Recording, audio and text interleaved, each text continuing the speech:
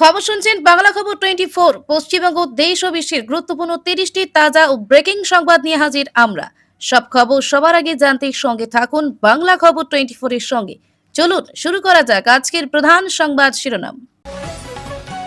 বন্যা দুর্গতদের জন্য বড় ঘোষণা মুখ্যমন্ত্রীর। মৃতদের পরিবারকে দেওয়া হবে 9 লক্ষ টাকা আর্থিক সাহায্য। তিহারে যাবজ্জীবন কারাবাসকালী মৃত্যু প্রাক্তন সাংসদ সজ্জন কুমারের। শিখ বিরোধী হিংসায় দোষী সাব্যস্ত হন। 4 মাসে 22 জনকে মৃত্যুদণ্ড। আতঙ্কিত আইনজীবীরা। 100টি খুনের মামলা সরিয়ে দেওয়া হলো রবি কুমারের এজলাস থেকে। যাদবপুরে এবিভিপি বনাম এসএফআই সংঘর্ষ। কলকাতা হাইকোর্টে মামলা দায়ের। কি জানালো আদালত? কাজলের ইস্তফার নেপথ্যে ম্যাসেঞ্জারের রিসোর্টে গোপন বৈঠক। বিটভূমিও মহারাষ্ট্র গোয়া মডেল। সুপ্রিম কোর্টে তিরস্কারের মুখে পিছু হটল শাহবাজ সরকার। ইমরান খানের হাসপাতাল বদলের আর্জি প্রত্যাহার। আজকের মধ্যে অ্যাকাউন্ট ফ্রিজ মামলায় অভিষেককে বড় নির্দেশ হাইকোর্টের। বৈঠকের আগেই বীরভূম জেলা পরিষদের সভাধিপতির পদ থেকে কাজল শেখের পদত্যাগ। 10 লাখের সরকারি ব্যবসায়িক লোন, 5 লাখ পুরো ছাড়, বাকি 5 লাখ পরে বিনা সুদে ফেরত। উদ্যম ক্রেডিট কার্ডে আবেদন করবেন কিভাবে? বিরোধিতার অধিকার কারলে গণতন্ত্র বাঁচে না, আক্ষেপ প্রকাশ করলেন শ্রমিক। বরাবর কথা বলেন, কেন এবার গুন্ডা দমন আইন প্রয়োগ হচ্ছে না? যাদবপুর কাণ্ডে মুখ্যমন্ত্রীকে নিশানা দেশপিতার। দাঙ্গায় সাজাপ্রাপ্ত প্রাক্তন কংগ্রেস সাংসদ সজ্জন কুমারের মৃত্যু। জেলেই কাটছিল জীবন। মুখ দেখতে চাইছেন অভিষেকের অ্যাকাউন্ট ফ্রিজ মামলায় ব্যাংকে তীব্র ভৎসনা হাইকোর্টে। ভগবতীর মার্কিন সফরের আগেই তোলপাড়। আরএসএস কে নিষিদ্ধ করার তীব্র দাবি আমেরিকার সংস্থায়। 12 লক্ষের কম আয় পরিবারে কেন পাবো না? অন্নপূর্ণার টাকা না পেয়ে এসডি অফিসে ইট ছুড়লেন মহিলারা। যাদবপুরে ধুন্ধুমার। পুলিশের ব্যারিকেড ভেঙে এবিভিপির মিছিল পৌঁছলো বিশ্ববিদ্যালয় গেটে। ভাঙলো লোহার প্রতীক। অযোগ্য হয়েও অন্নপূর্ণার যোজনার সুবিধা। এবার এইভাবে পোর্টালে জানিয়ে দিন তার নাম। দিল্লি সফরের বিষয়ে তাড়াহুড়োয় নারাজ ঢাকা। ভারত কি রকম সম্পর্ক চাইছে তা বুঝে সিদ্ধান্ত হবে। 27 বার কোপ, চুরি 1.5 লাখ। প্রধান শিক্ষিকাকে কিভাবে খুন করলো 10ম শ্রেণীর 2 পড়ুয়া। ভয়ঙ্কর আপডেট। গোপনে বিদেশি পাচার মরণাপন্ন ইমরানকে পাক জেল থেকে হাসপাতালে পাঠানোর পথেই লুকিয়ে রহস্য। ভাই অনেক হয়েছে, এবার চেয়ার ছাড়ো। আবারও উত্তাল দিল্লি। বার কাউন্সিলের চেয়ারম্যানের পদত্যাগের দাবিতে বিক্ষোভ। যাদবপুরে দেশ বিরোধী তৈরি, ইনশাআল্লাহ চলবে না। হুঙ্কার সরবরের বাম নেত্রীর পাল্টা গুন্ডা দমন আইন। বাংলাদেশের রাষ্ট্রপতি পদে বেগম জিয়ার চরম আস্থাভাজন মির্জা ফখরুল। ফের চম্পাহাটি বাজে কারখানায় ভয়াবহ বিস্ফোরণ। দগ্ধ 5। লাইসেন্স ছিল কিনা উঠছে প্রশ্ন। যাদবপুরে নন্দদুলাল বসু তৈরি ফলক ভেঙে ছুড়ে ফেলে দেওয়ার অভিযোগ এবিভিপির বিরুদ্ধে। এবিভিপির বিজেপি শাখার সংগঠন নয় যাদবপুর কাণ্ডে এবিভিপির সঙ্গে দূরত্ব শ্রমিক ভট্টাচার্যের।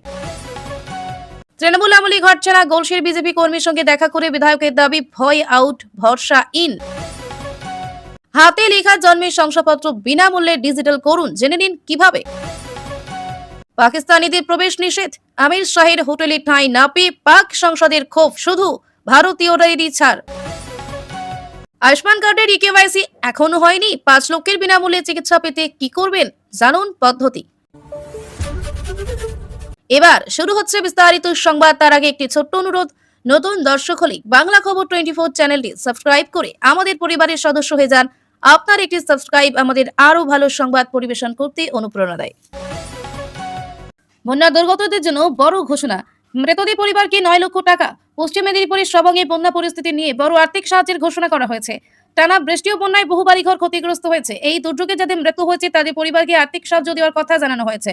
মৃতদের পরিবার পিছু মোট 9 লক্ষ টাকা করে দেওয়ার ঘোষণা এসেছে। এছাড়া ক্ষতিগ্রস্ত পরিবারগুলির জন্য আলাদা আর্থিক সহায়তার ব্যবস্থা করা হয়েছে। প্রশাসনকে দুর্গত এলাকায় দ্রুত ত্রাণ পৌঁছে দেওয়ার নির্দেশ দেওয়া হয়েছে। ক্ষতিগ্রস্ত পরিবারগুলোকে শুকনো খাবার ও পানীয় জল দেওয়ার ব্যবস্থা করা হয়েছে। বন্যার কারণে বহু মানুষ সমস্যার মধ্যে পড়েছেন। কৃষকদের ক্ষয়ক্ষতির বিষয়টি প্রশাসনের নজরে রয়েছে। কৃষি বীমার মাধ্যমে ক্ষতিপূরণের ব্যবস্থা করার কথা বলা হয়েছে। প্রশাসনের পক্ষ থেকে পরিস্থিতির উপর নিয়মিত নজরে রাখা হচ্ছে।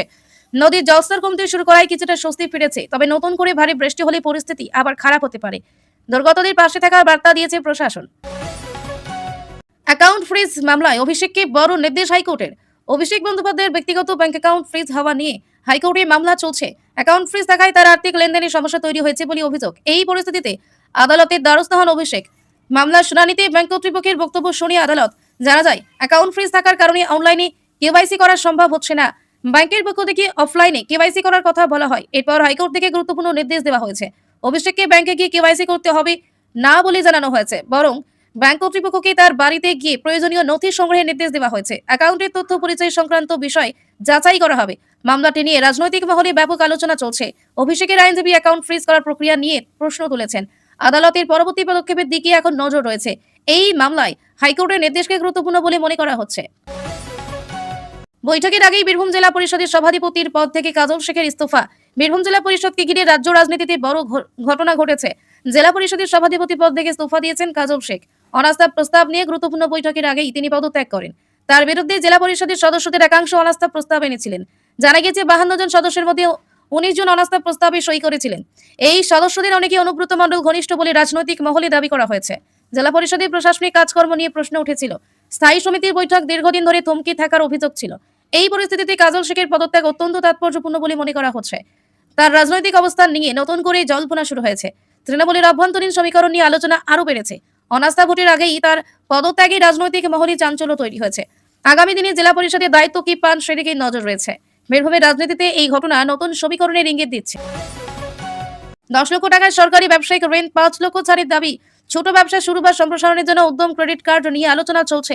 এই প্রকল্পের মাধ্যমে সর্বোচ্চ 10 লক্ষ টাকা পর্যন্ত ঋণের কথা বলা হয়েছে। প্রচালিত তথ্য অনুযায়ী ঋণের একটি অংশে বিশেষ আর্থিক সুবিধা রয়েছে। 5 লক্ষ টাকা পর্যন্ত ছাড় এবং বাকি 5 লক্ষ টাকা সুদমুক্তভাবে ফেরতের কথা বলা হচ্ছে। তবে এই সুবিধা পাওয়ার ক্ষেত্রে নির্দিষ্ট যোগ্যতার নিয়ম রয়েছে। আবেদনকারীদের ব্যবসা পরিচয় সংক্রান্ত তথ্য জমা দিতে হতে পারে। ব্যাংকের মাধ্যমে ঋণ অনুমোদনের প্রক্রিয়া সম্পন্ন হবে। ছোট ব্যবসায়ী ও নতুন উদ্যোক্তাদের আর্থিক সহায়তা করাই এই উদ্যোগের লক্ষ্য। ব্যবসা শুরু করতে প্রয়োজনীয় মূলধনের সমস্যা কিছুটা কমতে পারে। স্থানীয় স্তরে কর্মসংস্থান তৈরির ক্ষেত্রে এর প্রভাব পড়তে পারে। আবেদনের আগে সরকারি নিয়ম ও যোগ্যতা ভালোভাবে যাচাই করা জরুরি। ঋণের টাকা পাওয়ার পর নির্ধারিত নিয়ম মেনেই ব্যবহার করতে হবে।